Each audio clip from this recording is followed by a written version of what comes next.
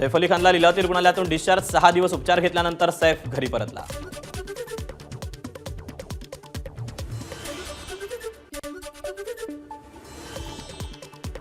सैफवर झालेल्या जीवघेण्या हल्ल्यानंतर आता त्याच्या प्रकृतीत सुधारणा. सुरक्षेच्या दृष्टीने सैफच्या घराबाहेर मोठा पोलीस बंदोबस्त तैनात. सैफच्या वांद्र्यातील सद्गुरू शरण इमारतीतील बाल्कनीला सुरक्षा जाळ्या. कोणीही घरात किंवा गॅलरीमध्ये शिरू नये यासाठी खबरदारी.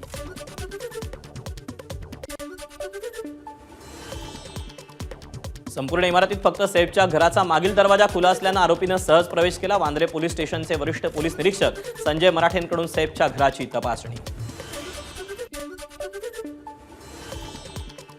वांद्र्यातील घुसखोरी केलेलं घर अभिनेता सैफचं आहे हे माहीत नव्हतं. आरोपी शहजादची कबुली. इमारतीच्या मुख्य प्रवेशद्वारावरील सीसीटीव्ही कॅमेरा देखील बंद होता.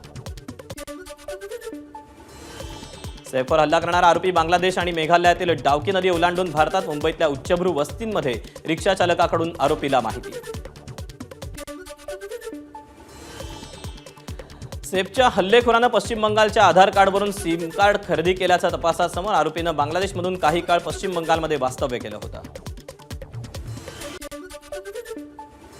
अभिनेता सैफ अली खान हल्ल्याप्रकरणी मुंबई पोलिसांच्या क्राईम ब्रांचनं घटनास्थळाची पाहणी केली. पाहणीवेळी आरोपी सुद्धा पोलिसांसोबत घडलेल्या घटनेचं रिक्रिएशन. सैफच्या कुटुंबियांची 15,000 कोटींची संपत्ती सरकार ताब्यात घेऊ शकतं. सैफची भोपाळमधील कोहेफिजा ते चिखलो दरम्यान 100 एकर मालमत्ता. मालमत्तेवर 1.5 लाख लोकांचं अतिक्रमण.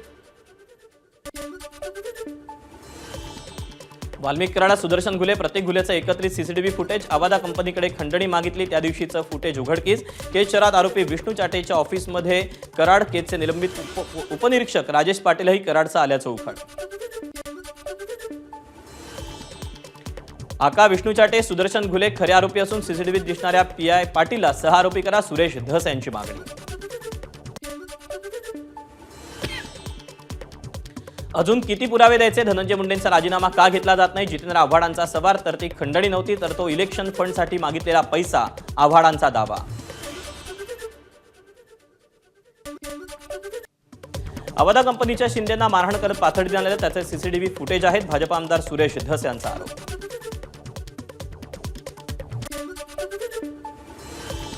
22 ऑक्टोबरला परळीत महादेव मुंडेची हत्या. या प्रकरणातील आरोपींना अद्याप अटक नाही. आरोपींना वाचवण्याचा आकाचा प्रयत्न. सुरेश धस यांचा आरोप. बीड आणि परभणीच्या घटनेच्या निषेधार्थ 26 जानेवारीला हिंगोलीत सर्वपक्षीय धरणं आंदोलन. हिंगोलीच्या शासकीय विश्रामगृहात आंदोलनाच्या पार्श्वभूमीवर पार पडली सर्वपक्षीय बैठक. शिवसेनेनंतर आता पालकमंत्री पदावरून राष्ट्रवादी काँग्रेसमध्येही धुसफूस. स्वजिल्हे न दिल्यानं राष्ट्रवादीच्या मंत्र्यांमध्ये नाराजी. नाशिकच्या पालकमंत्रीपदासाठी भाजप आग्रही असल्याची सूत्रांची माहिती. गिरीश महाजन यांनाच पुन्हा नाशिकचे पालकमंत्री करण्यावर भाजपचं नेतृत्व ठाम. पालकमंत्री पदावरून जी दंगल सुरू आहे ती फक्त जिल्ह्यातील आर्थिक व्यवहारासाठी. संजय राऊतांचा आरोप. तर कुंभमेळ्यामुळे नाशिक आणि उद्योगधंद्यांसाठी रायगडवर नरज असल्याची राऊतांची टीका. लोकप्रतिनिधींना मिळेल ते काम केलं पाहिजे. शेतकऱ्यांचे प्रश्न गंभीर आहेत त्यावर चर्चा होत नाही. पालकमंत्री पदावरून सुरू असलेल्या मुद्द्यावरून सुप्रिया सुळेंची खंत. अजितदादांकडे भावना व्यक्त केल्या आहेत. राष्ट्रवादी पक्ष श्रद्धा आणि सबुरीवर विश्वास ठेवतो. जर अन्याय झाला असेल तर आमचे नेते आम्हाला न्याय मिळवून देण्याचा प्रयत्न करतील.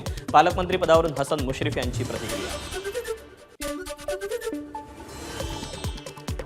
नागपूर महानगरपालिकेसाठी भाजपकडून नगरसेवकांचं रिपोर्ट कार्ड बनवण्याचं काम सुरू. नकारात्मक रिपोर्ट कार्ड आलेल्या नगरसेवकांना डच्चू दिला जाण्याची शक्यता.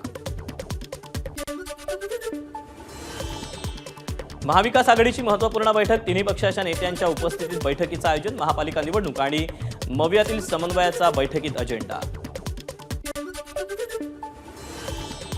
ठाकरे गटाच्या राज्यातील सर्व जिल्हा प्रमुखांची 24 जानेवारीला शिवसेना भवनात बैठक. 23 जानेवारीला बाळासाहेबांच्या जयंतीनिमित्त मेळाव्यानंतर होणाऱ्या जिल्हा प्रमुखांच्या बैठकीला महत्त्व. संजय राऊत रोज फालतू स्टेटमेंट काढतात. त्यांची पत काय? आमदार निलेश राणे यांची संजय राऊत यांच्यावर टीका. महाराष्ट्रासाठी त्यांचं योगदान काय? राणेंकडून प्रश्न उपस्थित. पुण्यातील बीएसआय येथील कार्यक्रमाला शरद पवार अजित पवार एकाच मंचावर दिसणार. 23 जानेवारीला वसंतदादा शुगर इन्स्टिट्यूट वार्षिक सभा आणि पारितोषिक वितरण समारंभाचा कार्यक्रम.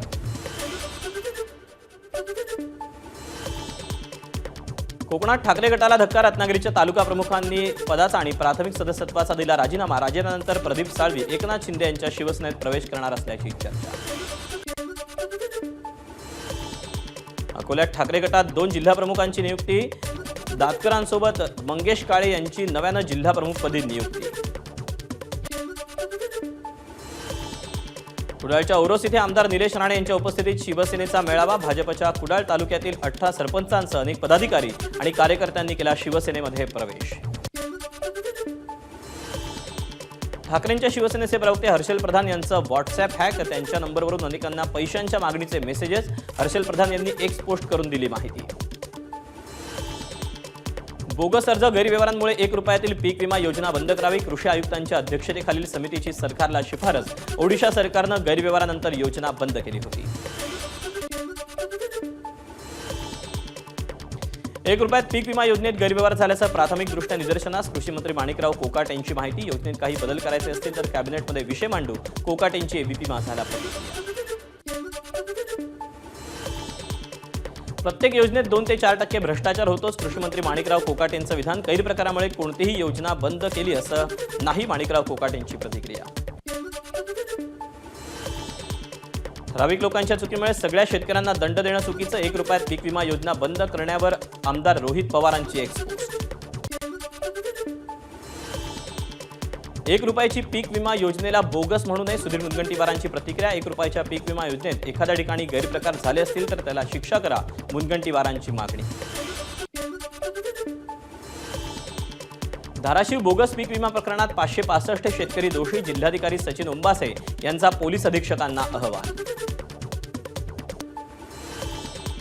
1 रुपया पीक विमा योजना बंद न करण्याची शेतकऱ्यांची मागणी. बोगस पीक विमा भरणाऱ्यांवर कारवाई करण्याची शेतकऱ्यांची मागणी. दावोसमध्ये मुख्यमंत्री देवेंद्र फडणवीसांच्या हस्ते महाराष्ट्र पॅव्हिलियनचं उद्घाटन. उद्योगमंत्री उदय सामंत, मुख्यमंत्र्यांच्या प्रधान सचिव अश्विनी भिडेंचीही उपस्थिती. दावोसमध्ये जागतिक आर्थिक परिषदेमध्ये देवेंद्र फडणवीस आणि अभिनेता विवेक ओबेरॉय यांची भेट.